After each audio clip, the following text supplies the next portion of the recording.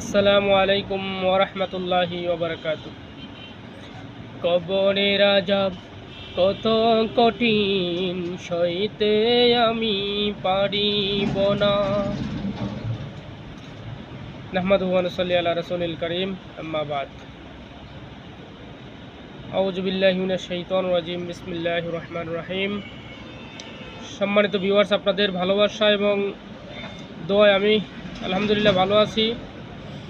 আপনাদের জন্য একটা আজকের ভিডিওতে নিয়ে আসলাম কবর। এই কবর সম্বন্ধে আজকে কিছু কথা বলবো।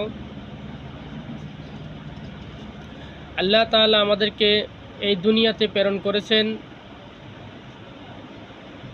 দুনিয়ার জিন্দেগি যেমন করার জন্য, ঠিক তদ্রূপ আমাদের জীবনের আখিরাতের যে সময়টুকু পার করতে হবে, দুনিয়া ছেড়ে কবরের জীবনে যেতে হবে, সেই জীবনের থাকার জন্য যে সামানটুকু দরকার, যে জিনিসগুলো দরকার, সেই জিনিসগুলো দুনিয়া থেকে হাসিল করে নিয়ে যাওয়ার জন্য আল্লাহ তাআলা আমাদেরকে এই দুনিয়াতে প্রেরণ করেছেন।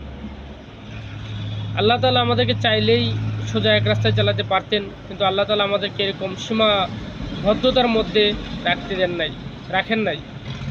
আমাদেরকে আল্লাহ তাআলা দিয়েছেন যার যে মন খুশি মতে চলার জন্য।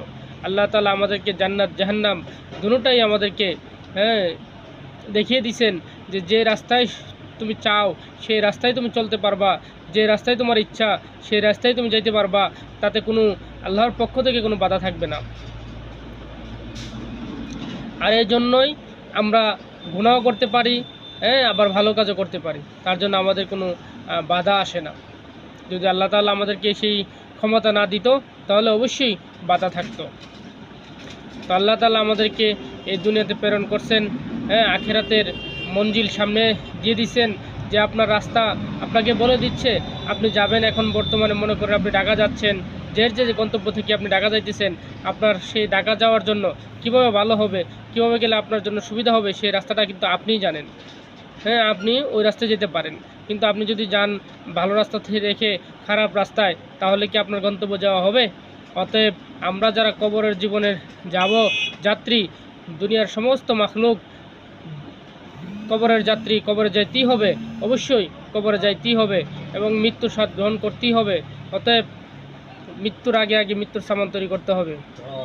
অতএব সবার কাছে আমার দোয়া থাকলো এবং আমার একটাই দাবি থাকবে যে আপনারা যে যাই করেন, যে কাজই করেন, আপনি সেই কাজের ফাঁকে ফাঁকে আপনার কবরের জীবন তৈরি করার জন্য, গুছানোর জন্য আপনি কাজ করুন।